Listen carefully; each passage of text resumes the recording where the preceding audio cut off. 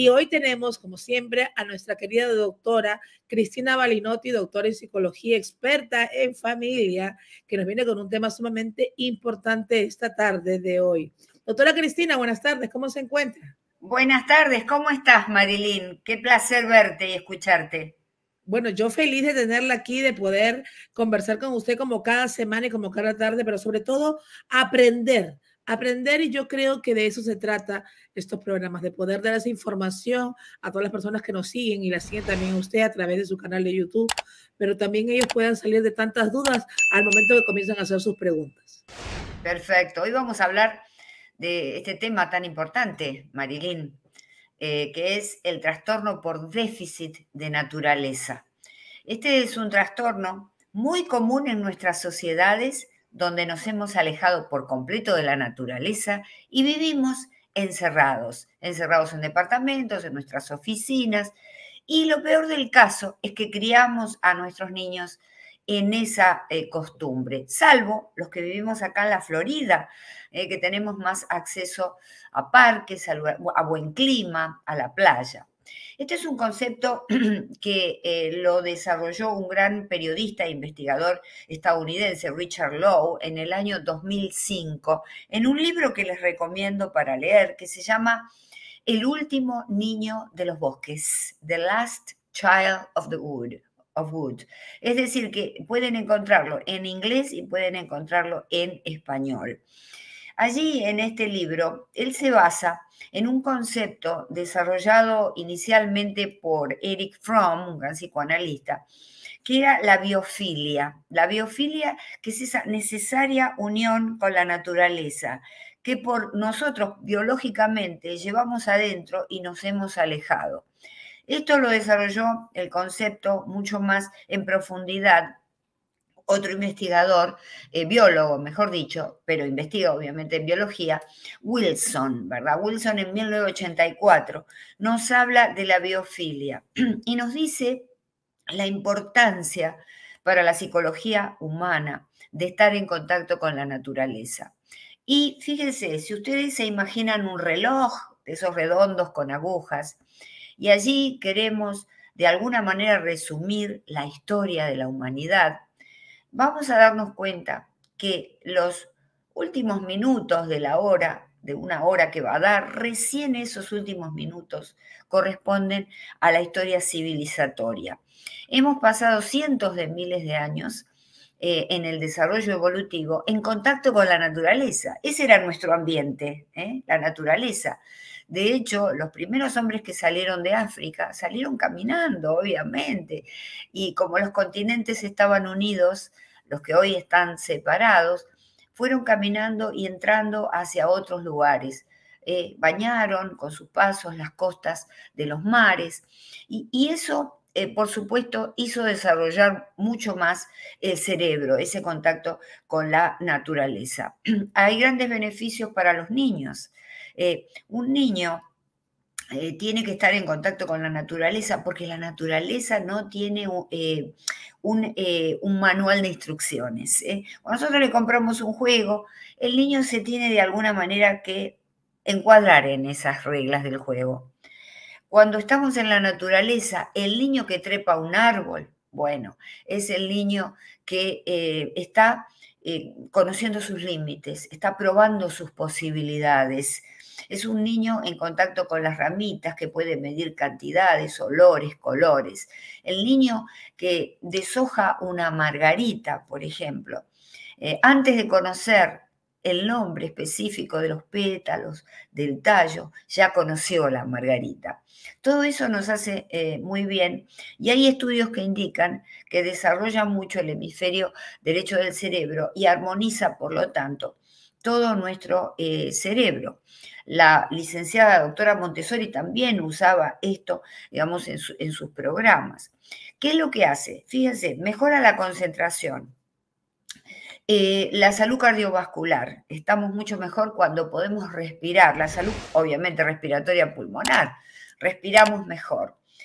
Y fíjense que hay algo acá muy interesante. Los síntomas, por lo tanto, son de ansiedad, estrés, irritabilidad. Sin contar la obesidad, los síntomas, digamos, de no estar en contacto con la naturaleza. Hay falta de concentración, hay asma, obesidad, como indicaba, hay hiperactividad. Y aquí la investigadora Hyatt hizo un programa muy bueno de caminatas escolares antes de empezar las tareas de instrucción formativas. Y los niños eran mucho más rendidores, casi de un 77% pasaron a un 84%, mayor concentración, mayor atención, porque habían tenido esa dosis de naturaleza que tanto necesitamos. Cuando hablamos de hiperactividad, acá lo tenemos que relacionar con unos estudios recientes, unos estudios muy importantes, recientes. Primero fue un psicólogo ambiental, Antonio Corraliza, que nos dice que hay déficit de ciertos químicos en nuestro cerebro, pero además hay enfermedades que se desarrollan por falta de esta actividad, y él la llama enfermedades psicoterráquicas. Estas enfermedades o trastornos por no estar con la naturaleza. Un estudio importantísimo linkea, es decir, une el trastorno de déficit de naturaleza con el trastorno de déficit de atención e hiperactividad. Fíjense que el trastorno de atención con hiperactividad es un trastorno neurobiológico crónico, no se cura, y además heterogéneo, es decir, que tiene un origen multifacético. El origen genético, el condicionamiento genético conductual, el condicionamiento genético molecular, neuroanatomía, neuropsicología, bioquímica cerebral y también el entorno psicosocial. Es como que estamos tratando el trastorno de déficit por atención con hiperactividad o bien con terapia conductual o bien con medicamentos. Pero no se sabe bien, sabemos de todo un poco, pero no se sabe bien específicamente cuál podría ser el origen, pero por supuesto nos atenemos al aspecto holístico de la enfermedad también, que hay que tener en cuenta, que la enfermedad no tiene una sola causa, sino varias. Y entonces este estudio lo realizó la organización Nodos del Conocimiento en su congreso del año 2020. Y se llamaba Universidad, Investigación e Innovación de cara al 2030. ¿Cómo vamos a encarar este trastorno con déficit de atención e hiperactividad? ¿Cómo lo vamos a encarar dentro de 7 años? O por lo menos en la década del 30 al 40. Y entonces la teoría es que el contacto con la naturaleza reduce el trastorno de déficit de atención con hiperactividad.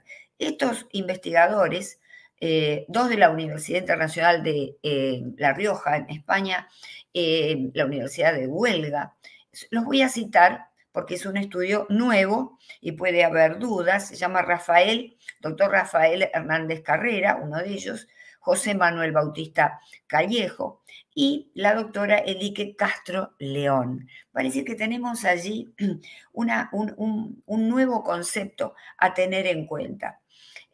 La idea es que mejora una de las características importantes o síntomas del trastorno con déficit de atención con hiperactividad, que es la falta de concentración y la falta de atención. Y por supuesto que la hiperactividad disminuye. ¿Por qué? Inclusive, amigos, familias, si tenemos un niño muy activo, muy movedizo, a la mañana llevémoslo a que se mueva al jardín, al parque, que pueda conocer, digamos, cómo camina el sendero de las hormiguitas, poder cortar el pasto, una flor. Yo recuerdo con mi nieta que mirábamos las pequeñas lagartijas con una lupa en el patio de la casa, en el jardín grande que tenía mi hija. Y entonces eso hace mejor que cualquier otra cosa, videojuego, tablets, que le compremos de manera artificial, y lo va a armonizar cerebralmente. De modo que este es el aporte de hoy importante. Y el mensaje digamos, recuperemos la memoria de la naturaleza que tenemos todos adentro de nosotros. ¿Qué trastornos causa el déficit? Bueno, en realidad puede convivir con otros trastornos, pero yo supongo que se está refiriendo a los síntomas, a lo mejor, pero otros trastornos pueden ser, por ejemplo, el trastorno oposicional desafiante. Entonces hay que hacer el diagnóstico diferencial. Los niños que se oponen a todo, porque se oponen a todo. Porque sencillamente no es que le sacamos un juguetito y se pone a los gritos, a llorar, quiero el juguetito. No. Se opone a cualquier cosa. Mamá está hablando y se pone a gritar y golpea la mesa y tira los platos. Es decir, el médico, el psicólogo, pediatra, tiene que hacer ambos, el médico pediatra y el psicólogo pediatra infantil, tienen que hacer una evaluación del niño para ver si ambos ambos trastornos conviven juntos o en realidad estamos confundiendo las cosas y padece de uno solo. Doctora, el trastorno por déficit de naturaleza, ¿cómo podemos darnos cuenta? ¿Puede iniciarse desde muy pequeños? Claro, si tenemos un niño muy inquieto, irritable, que no se concentra, que no puede estar quieto un minuto, vamos a probar llevarlo al jardín, a la plaza, caminemos con él y vamos a mostrarle ese mundo maravilloso de la naturaleza. Permitamos que se atreva, como decíamos antes, a, digamos, trepar un árbol, cortar una ramita, llevarse flores. Nosotros, los papás, las mamás, particularmente, tenemos que un poco saber algo de la naturaleza, leer en manuales simples, ¿verdad? Para poder explicarle a los niños, por ejemplo, la vida de las hormigas, la vida de los pájaros, que puedan jugar, por ejemplo, a diferenciar un pájaro de otro, cuando los vemos en las ramitas. Eso es un juego maravillosamente relajante, porque atención, los niños también padecen de estrés por problemas en la familia, y entonces esto es realmente curativo. Yo sí creo que los niños padecen de estrés porque he visto situaciones y lo mismo que le pasa a los adultos le pasa a los niños.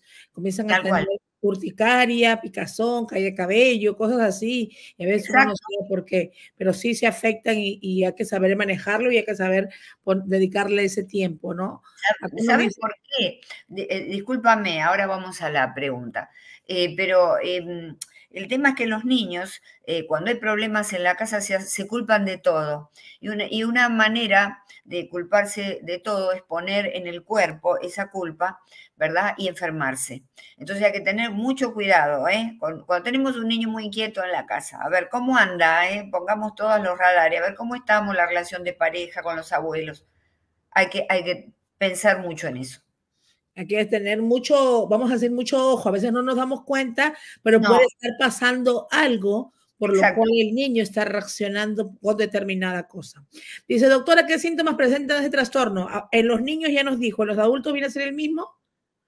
Sí, los niveles de ansiedad, de estrés en los adultos es mucha sedentarismo, obesidad, se sienten como que no pueden pasar ese límite, abrir la casa, abrir la puerta de la casa y salir, pero hay mucha ansiedad y mucho estrés. Por ejemplo, esto tiene que ver, es muy importante, la depresión cuando no es clínica también se presenta. Tenemos que pensar en los griegos. Pitágoras, un gran griego, tenía una cura para la depresión.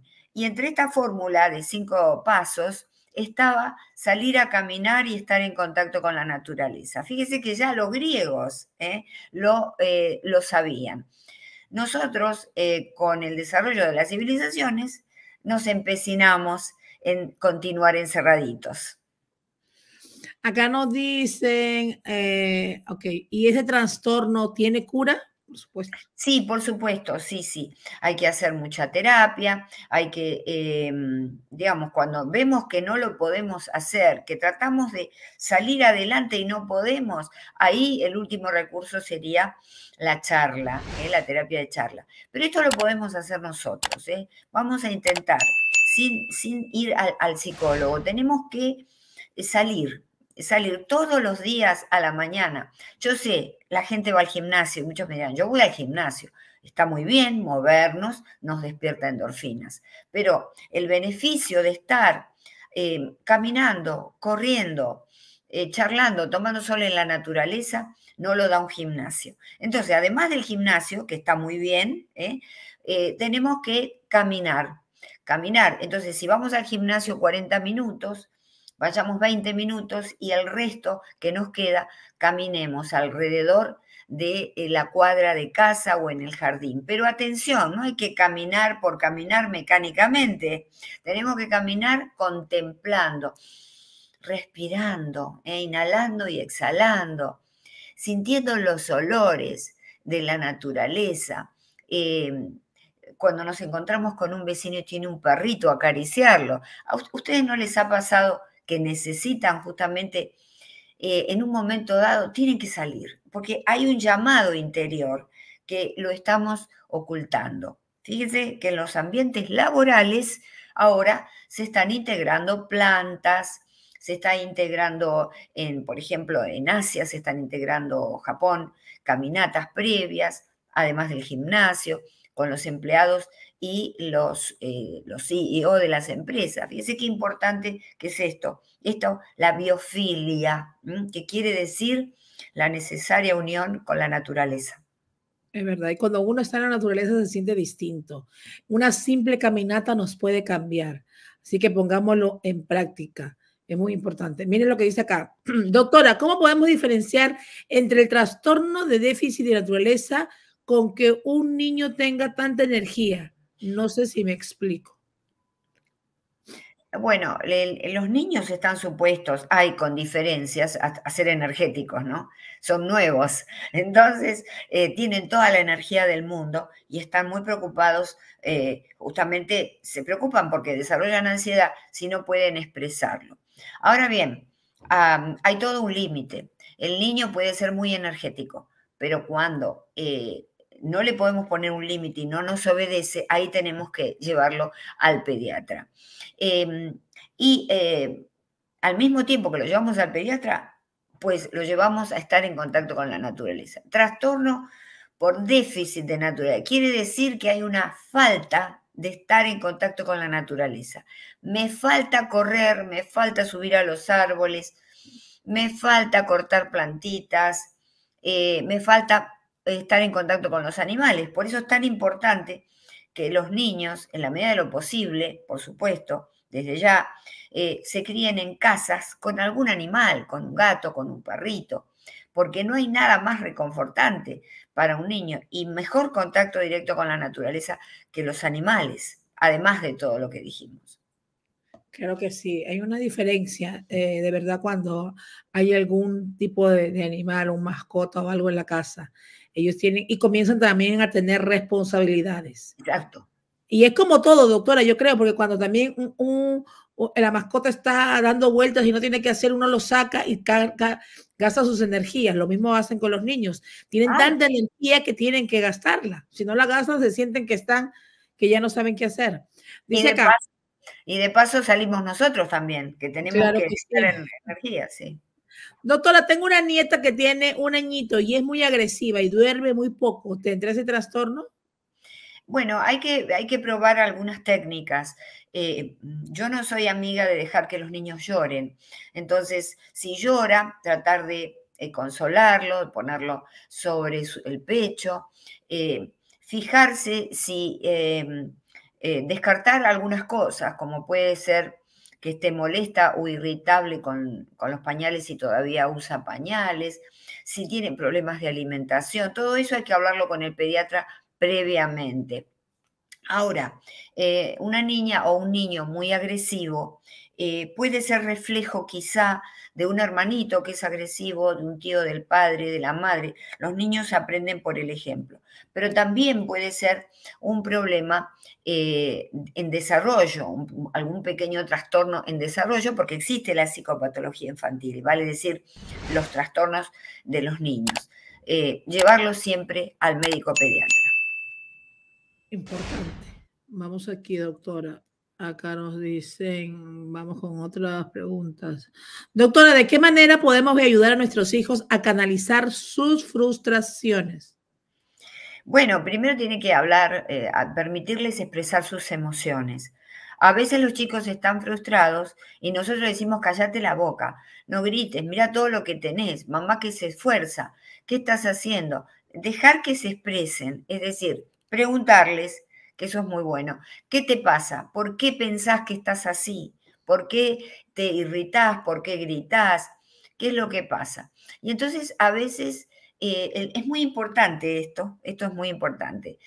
Yo recuerdo que con mi nieta, yo le preguntaba cuando ella se ponía irritable, y entonces al ponerla en contacto con las emociones, ella ya sabía, y entonces avisaba, no sé qué me pasa, me estoy poniendo mal, decía ella.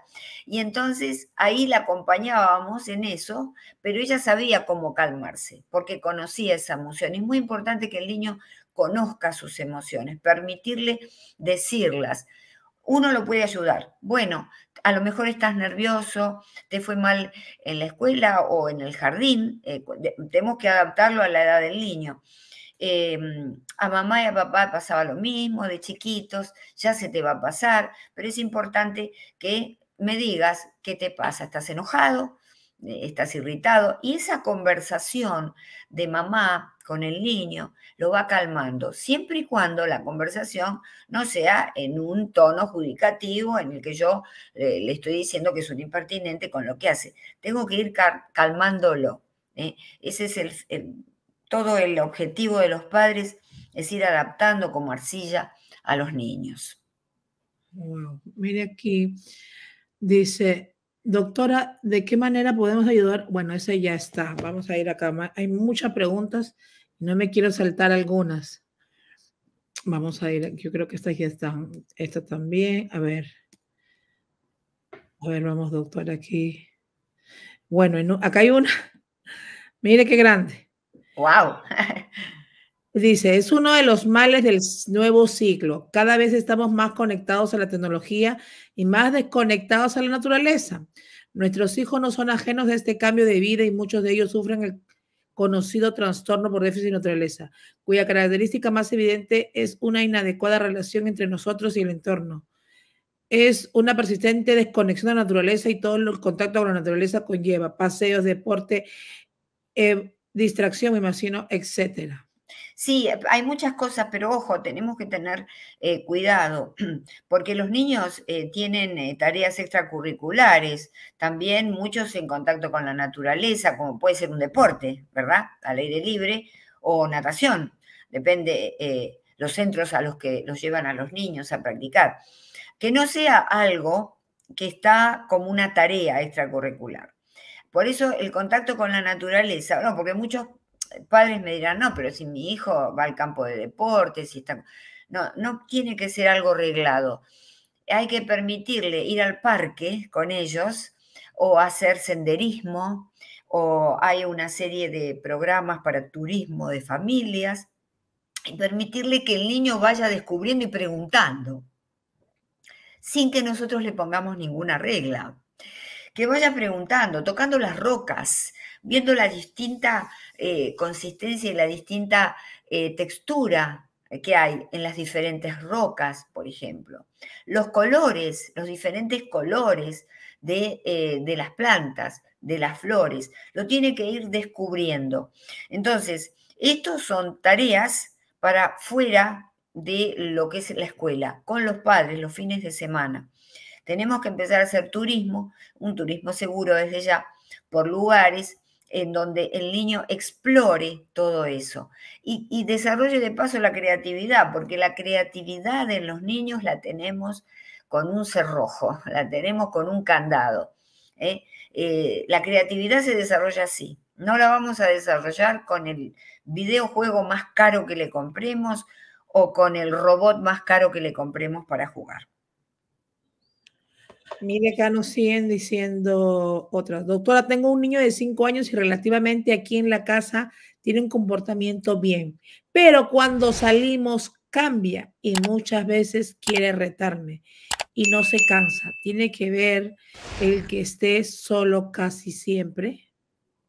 Sí, bueno, está solo casi siempre, digamos, no tiene hermanitos, está solo con una nani o con la abuela o con alguien que está, pero no está, porque a veces podemos estar presentes con el niño y no estamos.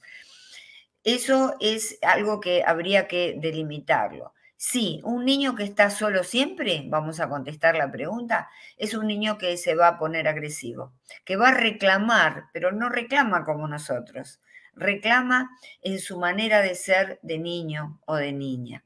Entonces, atención, cada vez que tenemos un niño que está muy nervioso, que nos desafía, que vemos que nos resulta un poquito inmanejable, vamos a ver nuestro entorno. Primero nosotros, autoanálisis. ¿Qué estoy haciendo yo? ¿Me pasa algo? ¿Estoy feliz con este momento de mi vida? ¿Estoy bien con mi esposo, con mi esposa? En fin, depende si es hombre o mujer el que se lo plantea. ¿Estoy bien con mi trabajo? ¿Tengo bien diseñado mi futuro? ¿O me siento frustrado? Un papá y una mamá frustrados van a dar hijos frustrados, porque los chicos copian las conductas de los padres y absorben los sentimientos de los padres.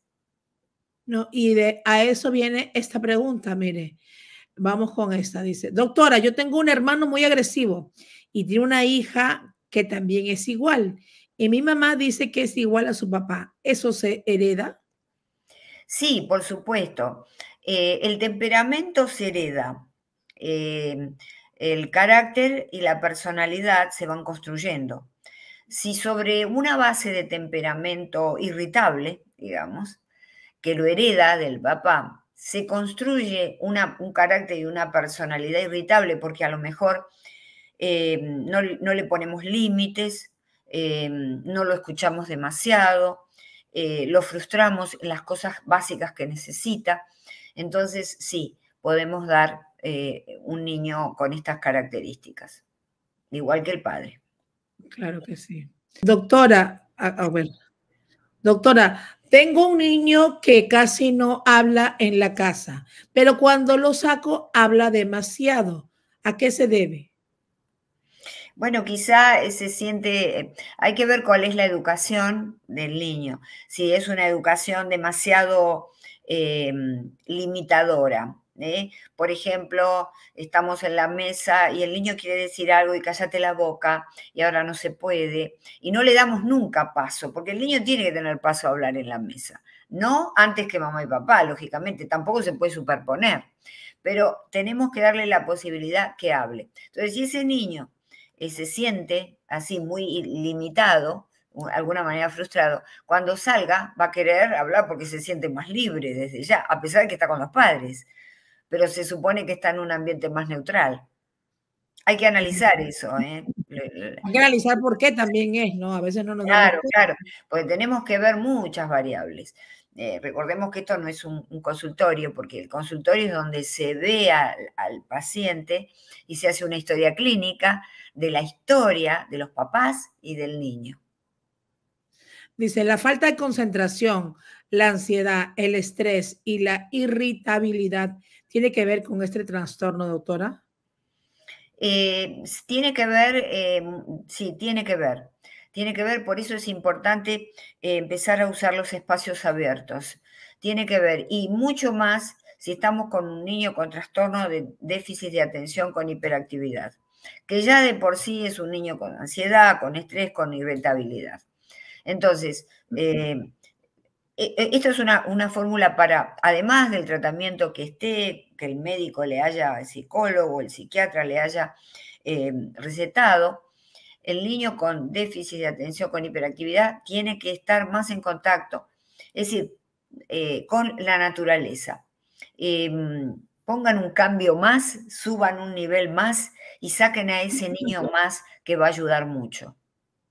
Claro que sí, dice. Ejemplos y claves sobre este trastorno.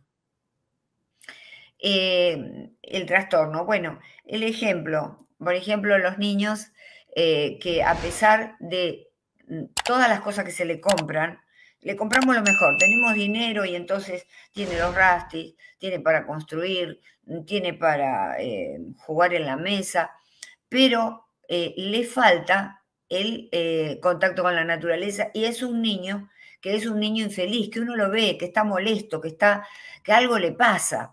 Pero y entonces uno dice, pero si yo le estoy comprando todo, si yo le doy todo para que él pueda desarrollarse. Y a veces no es cuestión, mamá, papá, no es cuestión de plata, no, es cuestión de hacer lo que corresponde.